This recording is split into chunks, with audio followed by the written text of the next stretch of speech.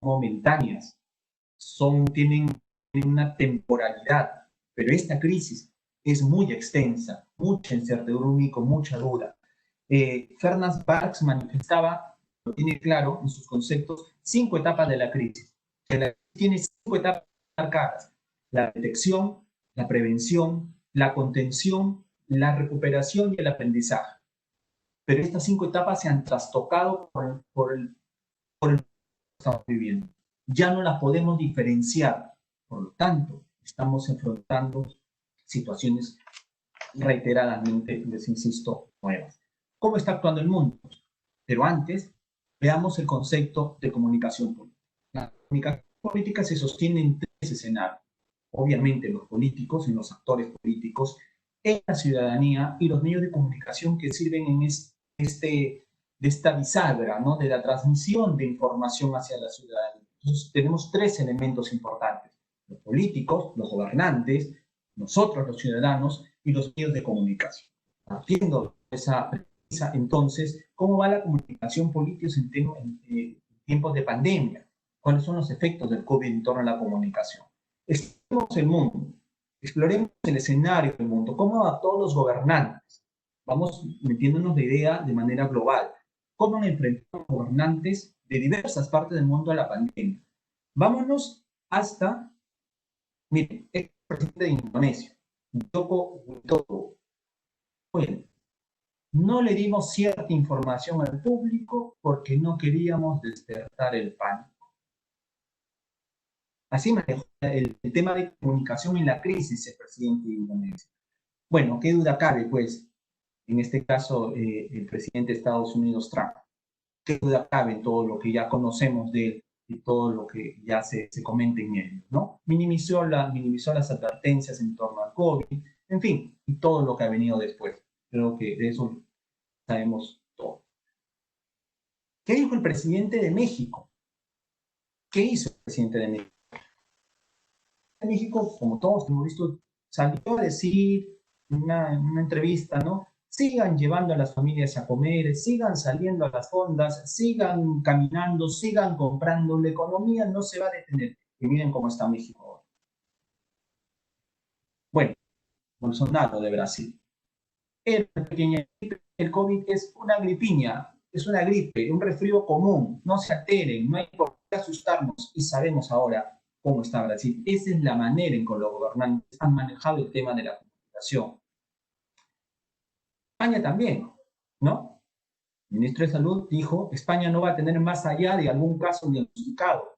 Y vemos las cifras de España también, cómo se dispararon. Pero hablábamos que la comunicación política tenía actores, tenían los políticos, como hemos visto, y también tienen la ciudadanía. ¿Cómo respondió la ciudadanía también en torno a este tema? ¿Cómo respondió la ciudadanía? Bueno, la gran mayoría respondió bien, pero también han habido algunos que han respondido no de manera correcta. Las peculiares protestas en Alemania por las medidas contra el coronavirus. Detractores de las vacunas, enemigos de la democracia, de teorías de conspiración. Salieron a protestar porque no querían simplemente las restricciones que se les estaba dando. Al final llegaron a entender. También tenemos en España, salieron a protestar, ¿no?, contra las mascarillas o los cubrebocas. Incluso el cantautor Miguel Bosé convocó esta movilización, pero él también estaba en contra de las mascarillas o los cubrebocas. Bueno, después de las semanas apareció él con mascarilla. Pero él aparece bien protegido con su mascarilla luego. Igual que Bolsonaro también, ¿recuerdan? No creía en la mascarilla, resultó con mascarilla. En Madrid, igual. Esto es en Argentina, que también ha habido protestas, ¿no?, de los que estaban en contra de la cuarentena. Colombia también, en este caso Bogotá, ciudadanos del norte y del oriente de Bogotá divididos por nueva cuarentena. Entonces la ciudadanía ha respondido de alguna u otra manera en todos los mensajes que le envían a los políticos. ¿Cómo está Perú? Dirán ustedes. No, yo soy de Perú, ¿no? Entonces, y no habla de Perú. Bueno, después, ¿cómo estamos nosotros? Marco me decía: ¿cómo están por aquí? Preocupados, Marco, preocupados, todos los que me están escuchando. ¿Cómo vamos? Perú, Reino Unido y España, los países con más muertos por COVID, en este caso por coronavirus por habitante. El segundo país con mayor cantidad de fallecidos. En 3.000 fallecidos en el Perú, una cifra de mortalidad.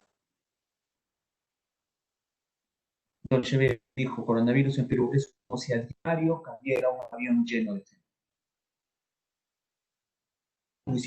Entonces, la comunicación estuvo a la altura por las condiciones en que estamos. Y esto, cómo está Perú en torno a la economía, que es el otro efecto colateral. Lo tenemos ahí. Perú lidera la crisis económica mundial con una caída trimestral de 30,2%. Hay 30,2%, su peor registro de historia. Pero bueno, ese es Perú, pero bueno, vamos, Colombia viven a medio millón. Es un récord en torno al COVID. Ya hay autoridades muertas, al igual que en nuestro país. Se evalúa extender la cuarentena porque se levantaron las medidas restrictivas, aparentemente se levantó también la cifra de contagios, explosivo aumento de casos de coronavirus en Colombia, los casos de coronavirus en Colombia pasaron de 40.000 a más de 500.000 entre junio y agosto. En sí, podemos cada uno de los que nos están viendo ver su propia realidad. Ustedes, mejor que nadie que nos están viendo ahí en Colombia, pueden manejar su propia realidad. Yo les voy a hablar de lo que pasa en mi país y vamos a hacer comparación. Nosotros, el presidente Martín Vizcarra, un 15 de marzo,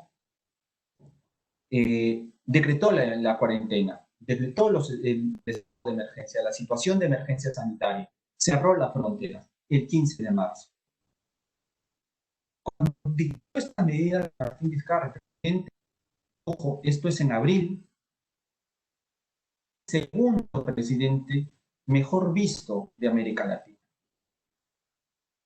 Presidente, el mejor visto por las medidas que estaba dando. Y sí, la población lo apoyaba, la población estaba ahí con él. Sabíamos y sentíamos de que era el mejor camino por todo lo que estaba ocurriendo en el mundo. Perfecto, lo aplaudieron todos, pero han transcurrido. Esta es una encuesta en Perú, esta es una encuesta de América Latina. Esta es una encuesta de Perú, tenía 87%, entre 90 y 87% de respaldo tenía el presidente Vizcarra. Entonces, mensajes calaban, mensajes eran escuchados. No vencía el mensaje. Entonces, tenía un 87% de respaldo. Pero han transcurrido 5 meses y algo, y se marca la estrepitosa caída que ha tenido el presidente. 56%. Miren aquí, tenían 92 según esta encuesta de IEP, Instituto de Estudios Peruanos. Y miren la situación, la caída que tuvo Bismarck. Y por tanto también el nivel de contagio sigue en ascenso. Los hospitales no daban para más, en fin. El tema de las comunicaciones. El 30 de julio admite errores del. Sin embargo, hace algunos días, y en agosto 21, se le pide a este momento cambios en la estrategia de comunicación, sin parece que no logre entender. Noticias sobre el cambio de estrategia para luchar contra la pandemia. Gobierno muestra seria deficiencia de estrategia de comunicación. Esta pregunta, según RPP, Radio Programas del Perú, que Martín Vizcarra no respondió. Somos, le pregunta el colega de RPP, somos y no el primer país del mundo en número de muertos de COVID-19 por millón de habitantes. Uno de los primeros. A este número aún no se ha añadido la totalidad del subregistro que poco a poco se va sincerando. Siendo esta la realidad, ¿diría usted, le pregunta el presidente, que ha fracasado la estrategia del gobierno para controlar el virus? Nunca respondió. Nunca concreto la interrogante que se le da. En torno a este caso, entonces está pidiendo al gobierno que cree estrategias de comunicación. Recién se está diciendo, se está intentando que el gobierno le dé el valor que requiere la comunicación en tiempos de pandemia. Se está pidiendo que expertos recomiendan estrategias de comunicación claras para afrontar el COVID. Por eso, estrategias de comunicación. Al presidente del Consejo de Ministros crear una mesa de trabajo de comunicación contra el COVID. La misma Defensoría del Pueblo le pide al gobierno estrategias de comunicación. En unos instantes les voy a mostrar una encuesta que acaba de difundirse hace 1 hora y media. ¿Y qué es la importancia en esto? La misma Organización Mundial de la Salud, OMS, refuerza este concepto de comunicación. Ha llegado el momento de reconocer que la pericia en comunicación se ha vuelto tan esencial para el control de brotes epidémicos como la capacitación en epidemiología y en análisis de laboratorio. Uno estar capacitado como médico, como personal de la salud, para afrontar la enfermedad, para poder detectarla, para poder hacerle frente, requiere. Pero la OMS dice también que la comunicación es esencial para afrontar estos brotes epidémicos. Allí, la importancia en los aspectos de comunicación. El palo transformar incertidumbre, las dudas que tenemos, comunicación reactiva en una gestión organizada y proactiva. Mejores condiciones en torno al cuidado de la salud de la población. El rol de la comunicación nuevamente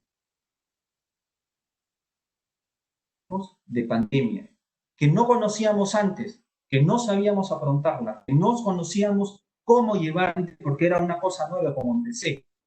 Pero ahí están las estrategias de comunicación para poder nosotros sacarlas adelante. Incluso los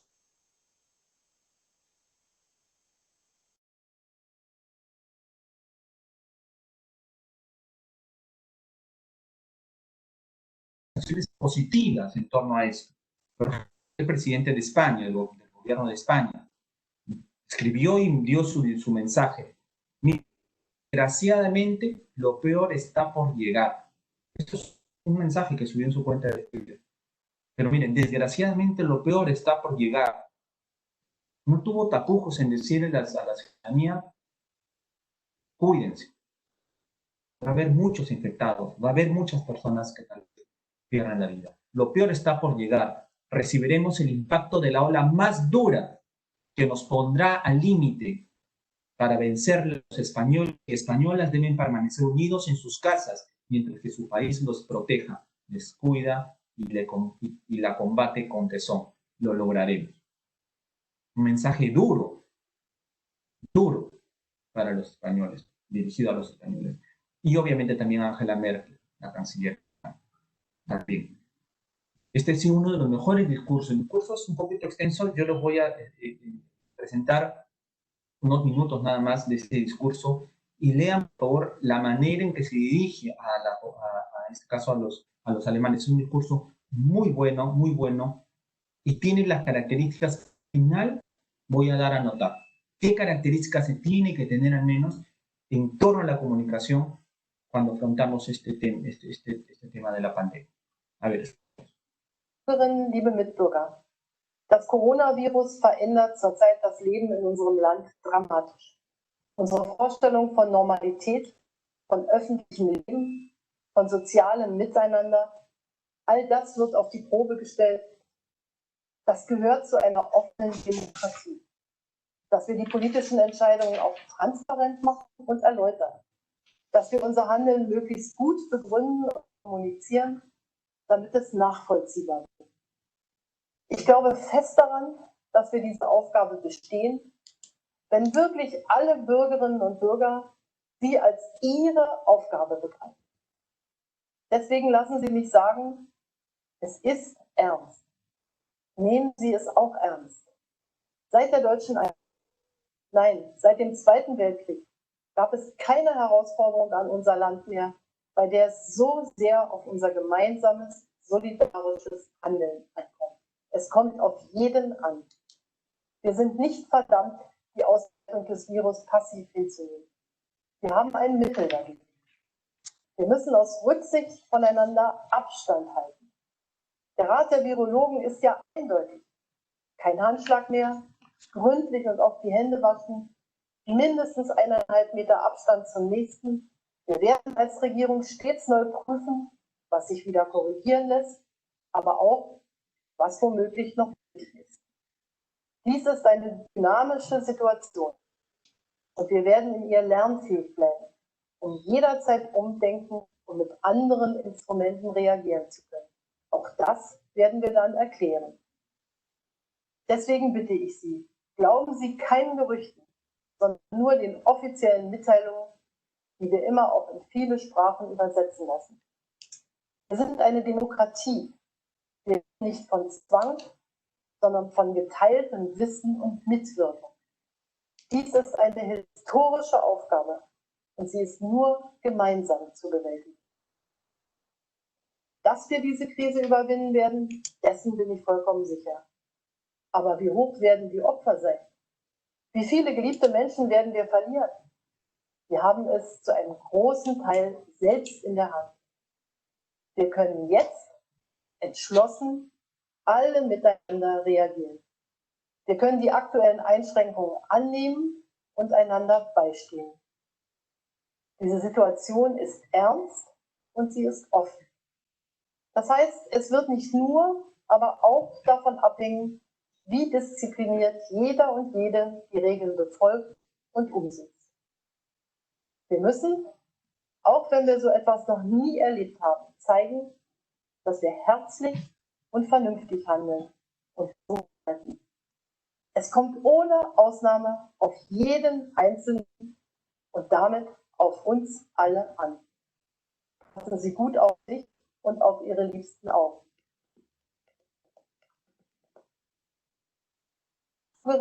Bien, Angela Merkel aquí en su mensaje fue clarísimo. Tuvo muchos elementos que se necesita para un tipo de discursos en la condición en que estábamos de crisis. Generó confianza, lanzó el involucramiento de la sociedad, depende de ustedes. Adelantó de que estas medidas, estas estrategias se van a repensar, que se va a aprender en el camino y que se va a seguir difundiendo cada vez los cambios que se puedan ir detectando porque la situación es nueva. En fin, vamos a continuar. Vamos a definir ahora para tener un poquito más claro la idea de la comunicación institucional o gubernamental. La comunicación institucional gubernamental lo que buscan los que están en el poder, lo que buscan es en un primer momento consensos. Eso es lo primero que uno tiene que buscar, consensos para poder tener el respaldo de mantenerse relativamente estables en el gobierno, ¿no? Entonces buscas consenso sobre la actuación del gobierno entre la opinión pública, lo que busca la ciudadanía, ¿no? Tener que conectar con ella. A través también de las políticas públicas que desarrolla cada una institución. Tiene una lógica inclusiva, involucrar al ciudadano en todo lo que su gobierno haga. Sin embargo, la comunicación de crisis, como ya hemos visto, debe enfrentarse a catástrofes, desórdenes, desviaciones, en fin, todo lo que quiebra la estabilidad cotidiana y que genera una situación de incertidumbre, ¿verdad? Pero finalmente, estas situaciones de crisis se caracterizan por ser temporales, ¿no? Tienen límites bien definidos, de corto plazo, son autónomos, orientada a la gestión de la situación de emergencia. Se aboca a atacar la emergencia en sí, pero esta emergencia que pasamos es global, integra a toda la humanidad, integra a todo el país. Entonces, ¿cómo aplicar un plan de crisis en actual? Y cuando hablamos de algo puntual es, por ejemplo, un terremoto, afronta el terremoto, es localizado. hay poblaciones afectadas muy bien definidas, se puede llevar ayuda humanitaria, hay un registro. En el caso del COVID, no se tiene, no es temporal, no se sabe cuánto va a durar. Los afectados somos todos, es el país entero. Entonces, ¿eso qué nos hace repensar?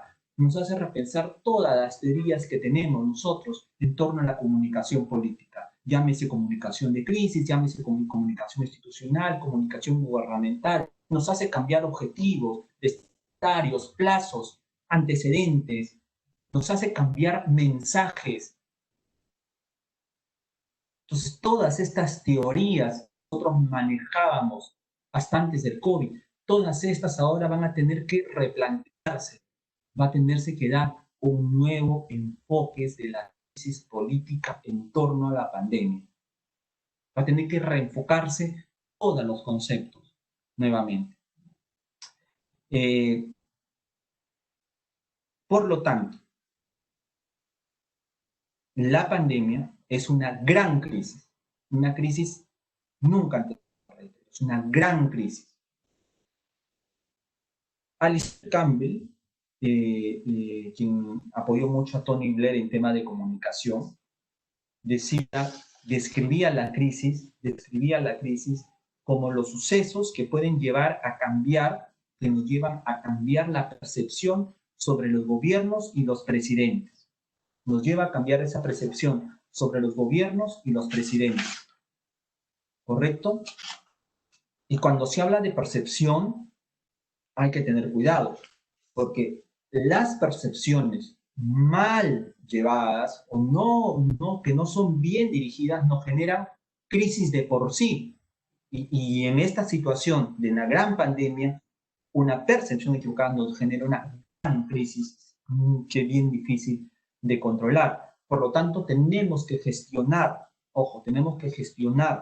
todos estos temas de la percepción ciudadana. Cuando existe inestabilidad, estrés, decepción, intolerancia, desconfianza, presión mediática, obviamente todo esto va a golpear a los gobernantes. ¿Qué tipo de crisis se manejaba también? Y también dice aquí, tenemos reducción de tiempos. Si bien es cierto, tenemos una gran crisis que es muy prolongada, las acciones tienen que ser inmediatas. Entonces es un poco contradictorio. Tenemos una larga crisis que no se sabe cuándo va a terminar, pero ojo, cada intervención que se haga tienen que ser inmediatas para solucionar el tema de la salud, el tema de la economía, el tema del empleo, el tema del abastecimiento de alimentos, el tema del abastecimiento de salud, el tema del transporte, el tema del comercio, en fin, o sea, son estrategias que tienes poco tiempo para poder solucionar. Si no lo haces en su momento, ahí sí nos metemos en un problema. Una crisis de sombra alargada, ¿qué es lo que podríamos decir nosotros que podemos tener? Jalando alguno de estos conceptos. Tenemos la crisis, por ejemplo, de combustión rápida, que es así, la crisis inmediata, como les decía, un terremoto, un huracán, un fenómeno natural, ¿no? Una crisis política, son unas combustiones rápidas, intensas, breves, de inmediato, tengo que intervenir ya, ahorita, me reúno y saco comunicados, saco mis estrategias de comunicación. Pero en este tema tenemos una sombra alargada que vamos a tener que ir modificando, cambiando, se va a ir prolongando y va a tener obviamente algunos efectos, ¿no? Se caracteriza por prolongarse en las arenas políticas y sociales después de que las amenazas o la situación de crisis se haya desvanecido, o sea, no va a quedar todavía. Un concepto breve, estas crisis llegan a ser vistas como problemas más profundos. Las crisis alargadas, las crisis de sombra alargada, como se llama, nos llegan a descubrir, y lo estamos viendo, indicadores de problemas más profundos. Por ejemplo, nuestro sistema de salud estuvo preparado. Nos va sacando esto a la luz. Pueden sacar a la luz fallas, en este caso, en los planes existentes de prevención y de preparación, que provocan obviamente la ciudadanía, sobre todo de las estructuras del Estado. En algunos casos escalan hasta suscitar crisis institucionales como las estamos viviendo en mi país. Hay crisis institucional y pueden extenderse durante varios años. ¿Cuánto nos va a demorar recuperarnos de esto? Vamos a tardar mucho. Esto genera fundamentales retos para las estructuras organizativas y los paradigmas de políticas públicas. Para ir cerrando, ¿qué conceptos nos pueden quedar en torno a la crisis política, en torno a lo del COVID? ¿Qué podemos rescatar? Esta es la encuesta que insertado hace algunos instantes antes de entrar a la conferencia. Esta encuesta, publicada por Ipsos Apoyo en Perú, publicada en 24 departamentos, una encuesta nacional. Y miren lo que dice ahí. ¿Cómo calificaría la comunicación de gobierno, y en este caso de las entidades públicas, con respecto a cuidarse contra el COVID? ¿Cómo calificaría la comunicación gubernamental, en resumen? Un 31% dice que es suficiente y está muy claro.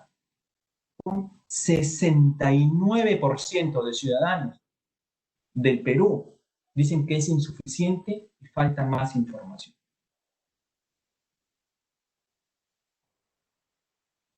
Una encuesta publicada, le digo, hace 1 hora y media antes de empezar la conferencia. ¿Dónde falta información? ¿Cómo sabrá el número de nuevos casos reportados diariamente continúa siendo muy elevado? ¿A qué cree que se deba esto? ¿Por qué cree usted que se elevan? Le pregunta a la señora los contagios. Y le responde, no se está respetando la distancia social. Oye, esto nosotros lo estamos diciendo desde el primer día en que se dio la emergencia. Mantengan el distanciamiento social. Algo ocurre con el mensaje. No está llegando como debería llegar.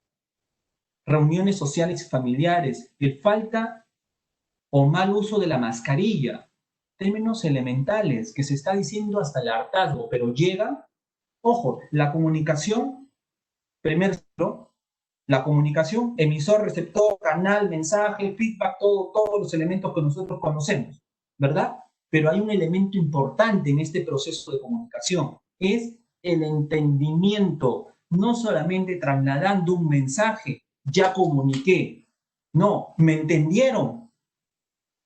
¿Mi mensaje se entendió o no? No solamente lanzando el mensaje ya comunico.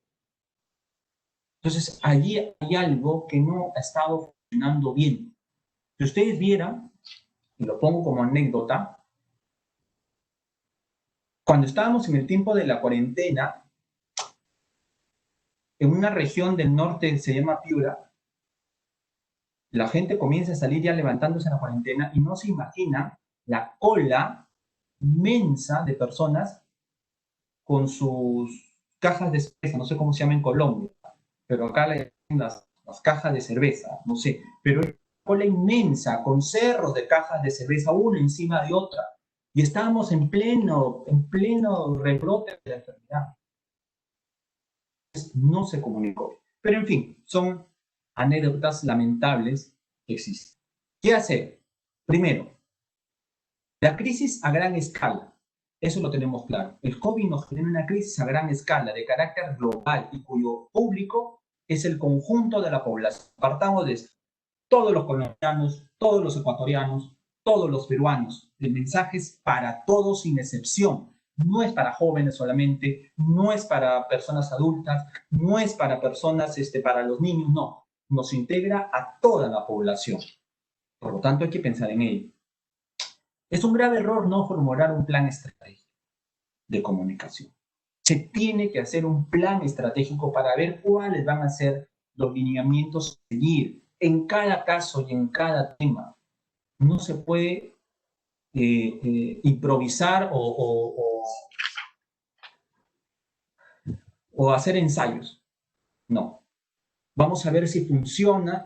Aquí se están entregando, por ejemplo, bonos. El gobierno está entregando bonos a la población vulnerable. Pero esta entrega de bonos, ¿qué nos está generando? Inmensas colas en todos los bancos. Inmensas colas en todos los bancos. Y hay ciudades en donde tienen un banco aquí, un banco al frente y un banco en la esquina. No se imaginan la cantidad de gente que se estaba reuniendo en torno a los bancos para cobrar estos bonos.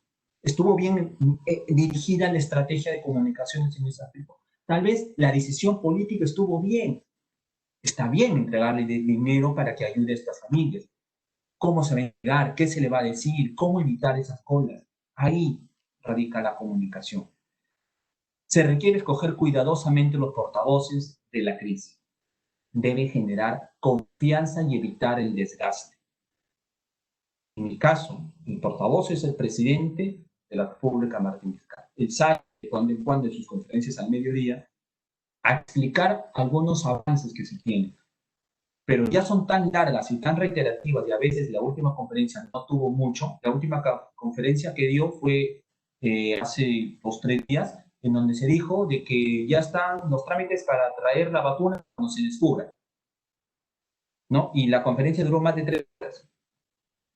Entonces ahí viene ya lo que implicamos el desgaste también político.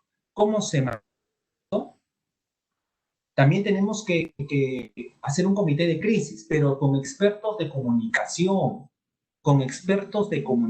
no solamente un comité de crisis con los científicos, con los médicos, con los sociólogos, con los economistas, con los empresarios, no. Un comité de crisis también que incluya a los comunicadores. Somos nosotros los que manejamos los mensajes. Somos nosotros quienes elaboramos este contenido para intentar hacer que el público objetivo nos entienda. Respetando obviamente las demás profesiones, somos nosotros los comunicadores que hemos estudiado y trabajamos en eso. Trabajamos en eso. Se debe asegurar la comunicación, no solo la información, sino hacer que nuestros mensajes, como reitero, se entiendan. Eso tenemos que lograr, no solo transmitir información. Hemos hecho esto, prohibimos esto, todos a su casa, cuarentena, encerrados todos y punto. No, tenemos que explicarles. La transparencia en la información es básica, es un error letal ocultar la verdad. En tiempos de pandemia tú no puedes ocultar la verdad, no la puedes hacer.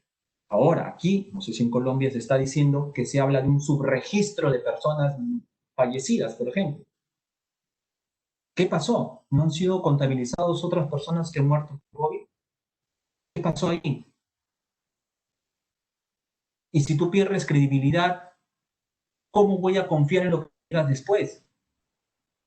Ya no te creo. Ya me ocultaste información y para ser tal vez más duro, ya me mentiste. Ahora no te creo, pues. Ya no te creo. Entonces, tener que cuidar mucho el tema esto de la transparencia. Tener que cuidar mucho el tema de las conferencias. Tener que cuidar mucho el tema de las conferencias. ¿Cuál va a ser el mecanismo a usar? En España en algún tiempo, y lo estamos aplicando en Perú, se hacen las conferencias solo con el presidente, con su gabinete, y recibe las preguntas vía WhatsApp. Sí, vía WhatsApp. Nos piden que participemos, nosotros participamos, hacen un sorteo y vía WhatsApp nosotros preguntamos. En España se hizo, bueno, los medios en España protestaron, criticaron y ahora se hacen conferencias como las que hacemos nosotros a través de videoconferencias, donde colegas, los periodistas pueden preguntar. Acá en Perú todavía estamos en este mecanismo de el WhatsApp. Este es un WhatsApp de prensa del Palacio, donde nos informan, por ejemplo, la última conferencia que hubo del presidente, que fue el jueves 20, y nos dicen, ¿no? Participar de la rueda de preguntas, protocolo, participan en medios de comunicación de línea de las regiones, protocolo de comunicación, nos piden, ¿no? Y este es el resultado de la encuesta. Y este es el sorteo que nos envían también vía WhatsApp de que todo se hizo de manera correcta. Miren. Todos venimos aquí para participar en la conferencia y estos son los niños que se para participar con sus consultas. Entonces,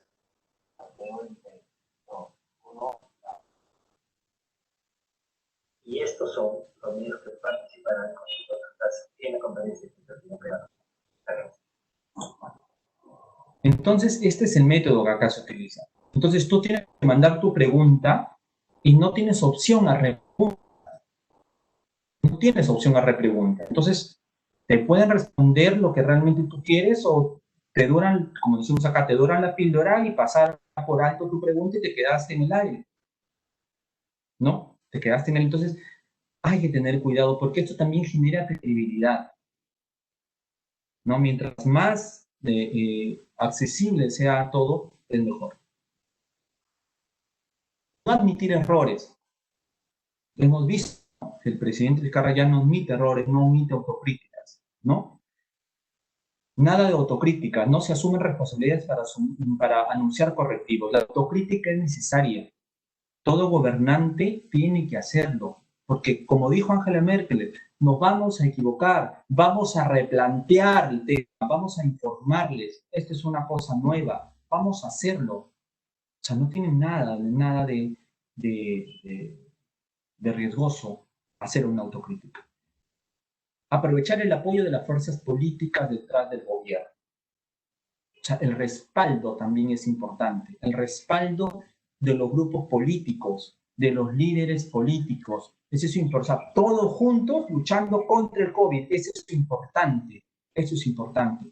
Sin embargo, acá en mi país la tenemos complicada porque se acerca a un proceso electoral en ciernes. Ha habido un enfrentamiento hace años, unos meses atrás, entre el Ejecutivo y el Legislativo. El presidente Vizcarra se vio obligado a cerrar el Congreso. No había otra manera de hacerlo. Entonces hay mucha fricción política y eso también complica más aún el trabajar juntos o unidos entre otras COVID. Y esto se refleja también en la cifra de contagiados y de fallecidos, porque no se trabaja unido. Con decirles, anoche se han presentado 2 interpelaciones contra la ministra de Economía, para que se presente 2 veces ante el Congreso, el 4 de septiembre y el 7 de septiembre, 2 interpelaciones a la ministra de Economía. Hace algunas semanas no le dieron el voto de confianza al presidente del Consejo de Ministros y tuvo que el presidente Vizcarra verse obligado a disolver a todo su gabinete y conformar uno nuevo. Entonces, es imposible también concentrarse en luchar contra el COVID cuando tienes a un Congreso que también está minando el sistema. Es también complicado y a eso tiene que enfrentarse también el presidente Vizcarra. Intentar manejar la crisis con su entorno, con un entorno muy reducido, ¿no? Y no lograr acuerdos, no lograr consensos. Ayer el presidente Vizcarra suscribió el compromiso de diálogo del Pacto Perú. Pero es un pacto a largo plazo. Necesitamos compromisos, acuerdos, consensos en este instante. El presidente Vizcarra también nada contra la corrupción. Hay también ser justo decirlo. El presidente Vizcarra no tiene bancada en el Congreso. El presidente Vizcarra no tiene un partido político. El presidente Vizcarra no tiene vicepresidentes. O sea, el presidente Vizcarra gobierna solo. Y es imposible hacerlo también así. Por todo lo que vivimos. Recuerdan ustedes que Pedro Pablo Kuczynski fue salir del gobierno, la vicepresidenta también renunció. En fin, o sea, también tenemos coyuntura política que nos complica aún más la situación. Transmitir mensajes de esperanza y de sensibilización. Eso es básico también. Es básico transmitir estos mensajes de esperanza que tanto necesitamos en momentos tan difíciles, ¿no? Yo me quedo en casa, que es el que se inició en Perú y otros, ¿no? En México, en fin. Para ir terminando, al manejarse de manera adecuada la crisis del COVID, ¿correcto? Va a producir una serie de crisis laterales. Es un efecto dominó que va a comenzar a caer, ¿no? Y ya lo tenemos ahora, la crisis económica, el empleo, el aumento de la delincuencia, pues son efectos colaterales que tenemos que afrontar. Es un efecto que nos va a caer. Yo comento lo de mi país, cada uno saque si eso se refleja en el suyo también, ¿no? Esto va a requerir planes de comunicación alternos y específicos para cada problemática. Termino diciendo entonces, para resumir la historia, ¿qué hacer ante una crisis de comunicación? Estrategia. Básico, definir estrategia. Tenemos que tener estrategia para afrontar, ¿no? En este caso el COVID-19. Tenemos que tener información, manejarla, saberla manejar, y transparencia. Creo que en estos 3 lineamientos podemos nosotros soportar todo lo que podamos transmitir a la ciudadanía. Y termino diciendo, tal vez para unas preguntas por ahí si hay, esto. Es en la crisis que nace la inventiva, los descubrimientos y los grandes estrategas. Es en la crisis que nace la inventiva, los descubrimientos y los grandes estrategas. Albert Einstein. Entonces, aprovechemos lo que podamos sacar de positivo ante tanto dolor, pero lo que podamos nosotros rescatar de la crisis que estamos viviendo. La comunicación ahora se ha vuelto primordial y como siempre, cuando ya la situación se pone difícil, llamen al comunicador. Cuando la situación se pone complicado, recién se dan cuenta que la comunicación es importante. Recién, primero llaman a otros profesionales, pero cuando la situación se pone ya complicada e inmanejable, allí sí recién piensan en nosotros, en los comunicadores. Llámenlos para que puedan solucionar este pleito. Estamos aquí. Si el gobierno quiere llamar a comunicadores, obviamente sé yo que lo van a dejar. Muchas gracias por esta tarde, por permitirme transmitirles algo de lo que sucede aquí en mi país. Gracias a la Universidad Pontificia Bolivariana también por la invitación. Muchísimas gracias, reiteradas felicitaciones a todos ustedes. Y nada, pues, estas son cuentas de Twitter, de Facebook, ahí cualquier cosa me pueden ubicar. Pues como bien dijiste, Marco, trabajo aquí en Perú en Sol TV. Es una televisora importante, fuerte en el norte del país, lidera finalmente en soporte informativo. Y nada, pues estamos ahí siempre pendientes. Difícil en el momento de cubrir información en esta coyuntura, muy difícil, que tenemos miedo, obviamente que lo tenemos, pero nuestra profesión de periodistas, ahí nos ponen, ¿no? De todo. Y obviamente también a la Universidad de Antonio Rego, que es con la cual me pudiste convocar a esta actividad. Muchas gracias, Marco, muchas gracias a todos ustedes que me están escuchando. Pues gracias a usted, Carlos, nuevamente por haber participado en este espacio, por habernos comentado y haber hecho esta reflexión de las distintas estrategias de comunicación que han implementado los gobiernos y cómo han manejado como tal toda esta situación que sinceramente nadie se esperaba y fue una gran sorpresa para todos en el 2020. Carlos, en este momento tenemos unas preguntas de parte de los asistentes, entonces vamos a tratar de darle la respuesta a la mayor cantidad de ellas. La verdad, pues son muchas, pero vamos a tratar de hacer lo más posible. Valentina Barrios nos pregunta, ¿qué medidas han tomado en Perú para contrarrestar la situación actual del COVID-19? Bien, el gobierno ha adoptado algunas acciones en el aspecto de salud, por ejemplo, se ha pensado mucho en lo reactivo y no en lo preventivo. Y allí, por ejemplo, hay un primer error que recién el gobierno está dándose cuenta. ¿A qué me refiero con esto? Apareció el COVID, aparecieron los primeros casos. El primer caso se confirmó en Perú fue el 6 de marzo, el 11 declaró OMS emergencia mundial, el 15 de marzo nosotros emergencia total, ¿correcto? ¿Y se pensó en qué? En dotar a los hospitales de camas, de equipos de unidad de cuidados intensivos, de medicamentos, de respiradores, ¿no? De ver espacios donde ubicar más camas, de colocar carpas en lo activo, pero no en lo preventivo. No se buscó al paciente, no se buscó en zonas focalizadas, por ejemplo, al infectado para poder evitar que él deteriore su salud y termine yendo a un hospital, por ejemplo. Entonces, allí se han estado tomando algunos aspectos, realmente se está cambiando. Estamos reduciendo en alguna zona donde estuvimos contra mal.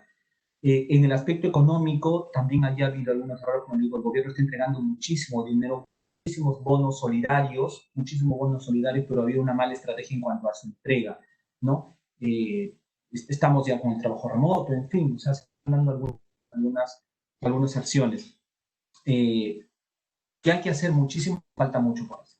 Nos falta muchísimo por hacer, definitivamente. Todavía tenemos al COVID-19 muy latente.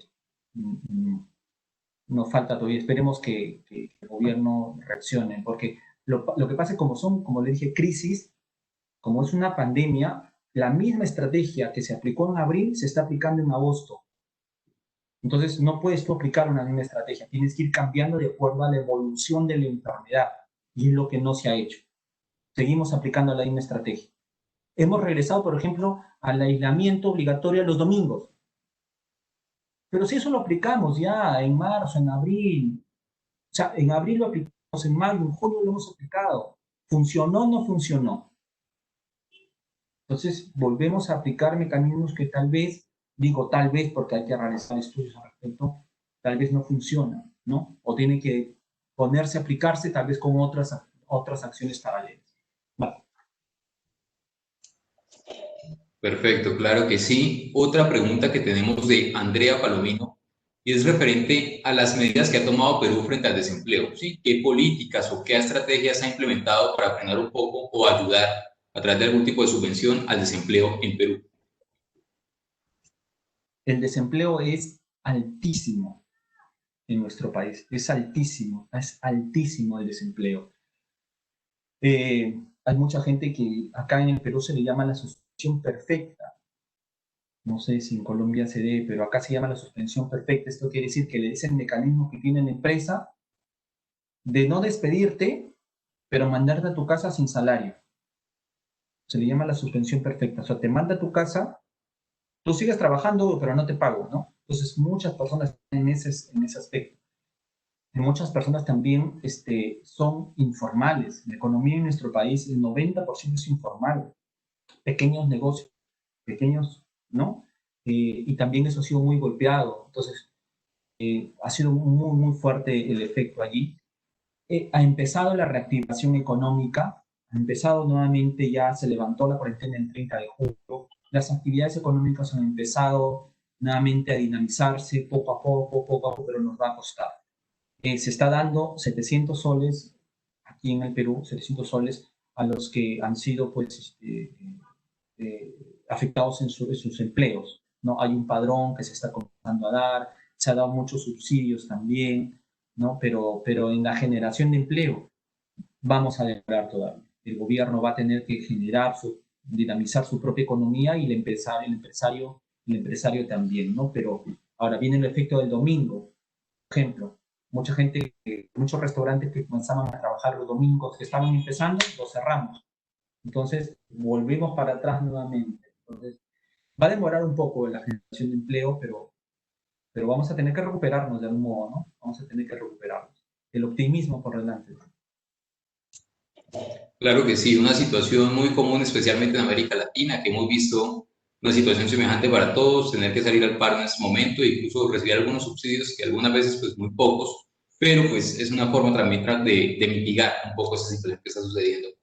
Mauricio Aguilar nos pregunta, ¿cuál fue el error más crítico para que el presidente del Perú perdiera tanta credibilidad? Según esa encuesta que usted nos muestra que de un momento a otro cae inmediatamente la imagen del señor presidente. Estrategias de comunicación. No manejó bien la estrategia comunicacional el presidente. Se quedó con lo mismo que le hizo bien en abril, le hizo bien en mayo, pero continuó con esas mismas estrategias para agosto. Entonces, no pudo mirar la evolución de la enfermedad, no pudo ver la evolución de la percepción ciudadana para poder, pues, reenfocar la estrategia. No, parece que se continuó, que se confió de que esto funcionó en su momento y va a seguir funcionando. Y eso le jugó una mala pasada, pero el riesgo acá está en que si el gobernante se equivoca, y hablo no solamente del presidente, sino de los gobernadores, como tenemos acá, los gobernadores regionales o los alcaldes, trae efectos cuando hablamos de una pandemia. Porque si una estrategia no funciona, eso va a generar, como hemos visto, que la gente no sepa ponerse su mascarilla hasta el momento. Entonces, esa estrategia de comunicación, esa encuesta que hemos presentado, que la gente no sabe todavía respetar el distanciamiento social, cuando más de 5 meses tenemos la pandemia nosotros. Entonces, eso es comunicación, esos son mensajes, eso es trabajo de comunicadores. Es así, es trabajo de comunicadores. El médico sabrá para qué sirve una mascarilla. El médico sabrá qué tipo de mascarilla vamos a utilizar. Nosotros como comunicadores podemos darle el mensaje al ciudadano y decirle, es importante que lo uses, cómo lo uses, cuándo tienes que cambiarla. Esos mensajes los tenemos que hacer nosotros. Así que se está pidiendo al presidente que convoque, ¿no? A comunicadores o plantee estrategias en comunicación. Claro que sí, ahí es sumamente importante la estrategia de la comunicación. Y una pregunta también que es muy similar y que se deriva de esa respuesta que nos acaba de dar, nos hace Francisco Gelbes, sobre qué elementos son necesarios o qué estrategia podrían aplicar los gobiernos para dar esa comunicación, pero que realmente aún se muestre ese cuidado necesario frente al COVID, porque ya muchas veces ha sido muy repetitivo y repetitivo toda esta información que ya la gente no lo acata o lo ve ya como algo cotidiano. Entonces la idea es tratar de seguir haciéndoles ese llamado al cuidado, pero que no dejen como tal, no descuiden de que el COVID-19 es una realidad y que aún está en la sociedad. Sí, a ver, el COVID, ¿qué nos genera? Nos genera incertidumbre. El COVID nos genera miedo, miedo a contagiarnos, miedo a contagiar a nuestras familias. Finalmente nos genera esta percepción de duda, ¿no? De duda, oye, si salgo me voy a contagiar, entonces tienes el miedo por delante. Entonces, tal vez una de las estrategias está gestionar el miedo, no es minimizarla, no sobredimensionar esta emoción, correcto, cuidado con ello, porque es una línea muy delgada, no sobredimensionar esta emoción que es muy fuerte como la del miedo, pero sí gestionarla, por ejemplo, gestionar el miedo, entender mejor los riesgos en torno a este tema. Si tú le quitas el miedo a la población, si tú le quitas el miedo a la enfermedad, si tú le quitas el hecho de que ya todo está tranquilo, todo está bajo control, ¿no? Ya han disminuido los casos, ya hay oxígeno en los hospitales, ¿no? Si tú le quitas esa dosis, como hemos escuchado y escuchado a muchos mandatarios, le quitas esa dosis de miedo, entonces la gente ya no va a cuidarse, pues. La gente ya no va a cuidar, ¿no? Y ha habido muchos errores en torno a ese tema, ¿no? Esta enfermedad sí es para tener miedo, o sea, definitivamente. Y eso puedes tú a convertirlos en mensajes, que no te generen zozobra ni pánico, por eso digo, es una línea muy delgada que los expertos en comunicación lo conocen, ¿no? Pero sí puedes generar mucha sensibilidad, mucha sensibilidad. Y otro tema es el hecho que es complicado, pues la gente no puede esperar más tiempo en sus casas. Tiene que salir a trabajar. Tiene que salir a ganarse el día a día. O sea, tiene que salir a trabajar. O sea, el tiempo de la cuarentena pasó. Como que yo digo, la población le dio la opción al gobierno, le dio su opción al gobierno de que en ese tiempo donde yo me estoy sacrificando de no salir, tú tienes esta chance para intentar controlar la pandemia. Pero si ya pierdes esa chance, discúlpame, pero tengo que irme a trabajar. Tengo a mis hijos, tengo a mi familia. Tengo que salir. Entonces ahí entran las estrategias de comunicación de decirle a ese poblador, a ese vecino, a ese ciudadano, cómo tiene que salir a trabajar, qué medidas tiene que cumplir, ¿no? La importancia de hacerlo para no contagiar a su familia. Entonces ahí vienen las estrategias de sensibilización que no se han dado. Acá lo único que se han limitado es decir, quédese en casa, no salga, quédate en casa. Ya, me quedo en casa, ¿y quién me da de comer? ¿Cómo mantengo a mi familia? Necesito más mensajes que me digan, sal a trabajar, pero cuídate, protégete, ¿no? Vamos a intentar llegar a esta nueva convivencia social, pero con mensajes muy claros y precisos, ¿no? Claro que sí, ya es más el llamado a la cultura ciudadana de los elementos de bioseguridad y esos protocolos que debemos acatar todos. Y es responsabilidad nuestra, no es responsabilidad de un gobierno, de un decreto. Simplemente ya nosotros como ciudadanos tener conciencia y acatarlo para que eso se pueda dar y volver a esa nueva normalidad que tanto anhelamos todos. Otra pregunta que nos hace, ¿sí? Mira, esta convivencia social que mencionas, este fin de semana, acá en Perú, este fin de semana, este domingo que tuvimos aislamiento obligatorio, donde todos estaban prohibidos de salir de sus casas, este domingo se hizo un baile clandestino en una discoteca. Llegó la policía y 13 jovencitos murieron asfixiados, queriendo escapar. Y de estos 13, 11 o 12 eran mujeres. 27 que se detuvo porque los más de 100 lograron escapar, 27 se detuvo. De estos 27, 15 tuvieron COVID. De 27 que lograron detenerse, 15 tuvieron COVID. Y de las personas que fallecieron, de las 13, 11 personas tuvieron COVID. Entonces también hay una responsabilidad ciudadana, como bien dices tú, para poder también asumir responsabilidades, ¿no? Sí, claro, y hemos visto como tal los casos, por ejemplo, en otros países, especialmente los europeos o asiáticos, que sí acatan esos protocolos y se puede dar la nueva normalidad, mientras que nosotros lastimosamente no lo hacemos y vemos la cifra de contagios creciendo día a día. Otra pregunta que nos hace Silvia Álvarez va referente a cuando usted hacía mención a la creación de esos planes estratégicos de comunicación donde hablaba de incluir a ciertos actores, es también cómo podemos incluir a que intervengan estos medios privados dentro de esos planes estratégicos. ¿Por qué? Porque muchas veces los medios oficiales transmiten la comunicación, ¿sí? O dan esa información veraz, pero esos medios privados muchas veces lo que hacen es tergiversar esa información y generar un mensaje totalmente erróneo. Entonces, ¿cómo podríamos nosotros incluir dentro de ese plan de comunicación a esos medios privados para que todos hablemos ese mismo idioma y transmitamos esta misma información? Acá tenemos que comprarnos el pleito todos, Marco. Todos tenemos que remar en un solo sentido. Todos, absolutamente todos, ¿no? Y acá hacer el llamado, sí, pues, de que el medio público, el medio estatal y los medios privados tengan como bien dices, tengan un solo mensaje. Ahora, acá viene ya la convocatoria, ¿no? La convocatoria que pueda hacer el presidente, ¿no? Una convocatoria abierta para poder ayudar en esto. ¿Qué tanto pueden aceptar los medios privados? Ya depende de cada uno de ellos, pero sí, se requiere una convocatoria abierta para que todos los medios participemos en estos mensajes de sensibilización. Ahora, ahí viene la carga publicitaria también. O sea, el reparto de la torta publicitaria, que es otro tema también pendiente ahí.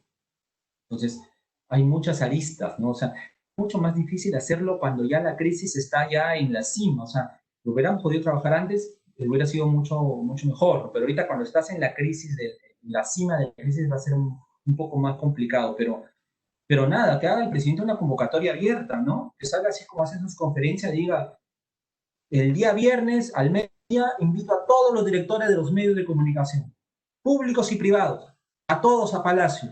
Vamos a definir estrategias claras de comunicación, todos juntos, sin posiciones políticas y sin líneas editoriales, todos en pro de la ciudadanía, en defensa de la vida. Pero, reitero, ya es decisión del presidente, ¿no? Ya es decisión de las estrategias que pueda manejar, ¿no? Que pueda manejarse. Claro que sí. Otra pregunta que nos hace Cecilia Rodríguez, y va enfocado incluso con un tema que también tratamos hace unos días aquí en la universidad con un epidemiólogo de Chile, y es cómo podemos discriminar esa información verídica y responsable frente a las fake news. ¿Por qué? Porque hemos hablado mucho de que hay ciertas cadenas de WhatsApp o también medios incluso que muestran cierta credibilidad en las redes sociales, pero están transmitiendo información totalmente incorrecta. Entonces, ¿cómo podríamos nosotros realmente discriminar cuándo es cierto o cuándo es falso una información que se está dando a través del Internet? Claro, las redes sociales tienen eso. O sea, ese es el riesgo de las redes sociales. Las redes sociales te reciben de todo. O sea, eso es el concepto básico. Nos reciben de todo. Por lo tanto, tenemos que primero ver fuentes, si la fuente es confiable o no. Cruzar información. Generalmente los fake news son informaciones sensacionalistas, ¿no? Que te llaman la atención. Entonces, si es así, crúzala, ingresas abres otra paginita, ingresas y comienzas a mirar si la información está en medios serios. Bueno, pues tienes ahí un soporte para confiar en la misma. Pero si ves que no existe en la Internet, entonces simplemente es mentira, así de simple. Ya no la sigas replicando porque es ahí donde perdemos todos, ¿no? Y segundo, estar informado de los medios oficiales, ¿no? Los medios oficiales, los medios de comunicaciones responsables, ¿no? Que tenemos ahí, ¿no? Es verdad, hay muchísimo de esto. hay muchísimo de esto. Incluso yo leí hace tiempo un mensaje que le atribuyen a Angela Merkel, que había sido escrito por un colombiano, no sé si ustedes conocen él, un colombiano había escrito, y lo tengo acá, había escrito un mensaje muy bueno, y después alguien lo atribuyó a Angela Merkel, y al final dijeron, oye, no, esa fue mi idea, ¿no? Fue mi idea, no fue de la canciller alemana. En fin, pero reproducido mucho, incluso lo reprodujo el presidente de Ecuador, Correa, lo reprodujeron algunos mandatarios, porque pensaban que era Angela Merkel quien lo había dicho, pero no era Angela Merkel, era un ciudadano, un periodista que vive en Alemania, pero un periodista colombiano. Ya me acuerdo por ahí el nombre, pero en fin, entonces simplemente tener cuidado con esta falsa información. Sí, y hay más que todo también el llamado para que vayan a la fuente directa de esa información. Porque es que, Carlos, ¿cuál es el problema que hemos evidenciado aquí en Colombia, por ejemplo? Nosotros muchas veces lo que hacemos es rotar información, cuando hacen los tweets las personas, toman como una captura de pantalla de esa información y le cambian por completo la información. Entonces queda como si esta persona estuviese diciendo esto realmente. Entonces las personas a veces creen toda esa información, pero no se remiten directamente a la aplicación para mirar si es verdad todo eso que está sucediendo. Bueno, y ya por última pregunta que tenemos en este momento es de Henry Fernández, nos dice, ¿qué medidas han sido exitosas en materia de economía en Perú? Pues frente a toda esta situación. ¿Qué medidas han sido exitosas acerca de la economía?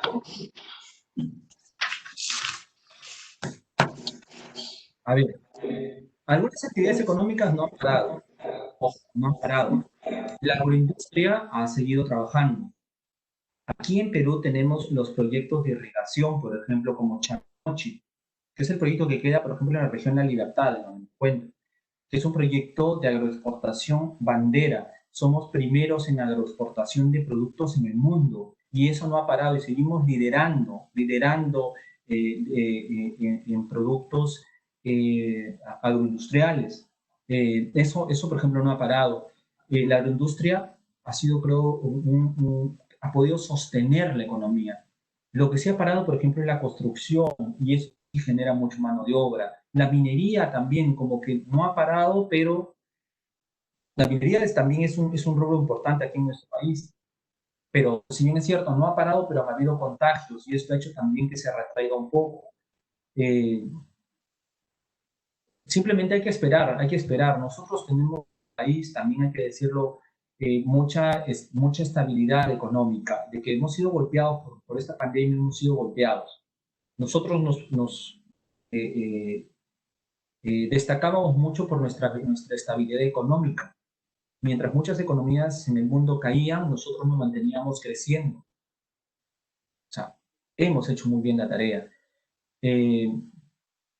Tenemos muchas actividades económicas que dinamizan y generan mucho trabajo, pero que sí nos ha golpeado la pandemia, sí nos ha golpeado muchísimo, pero de que vamos a salir de esta, vamos a salir. Y todos nosotros, no solo los peruanos, los colombianos, los ecuatorianos, vamos a salir de este problema. Me quiero quedar con ese mensaje de que, si bien es cierto, hemos sido golpeados y vemos muchas familias que sufren el dolor de una pérdida, en este caso de un familiar, de un ser querido, o ven a su paciente, ¿no? En fin, nos ha tocado vivir, es parte de la realidad, pero lo que no tiene que perderse nunca es la esperanza de que vamos a salir de esto, y vamos a salir todos juntos, vamos a salir unidos en familia, vamos a ser unidos en sociedad, ¿no?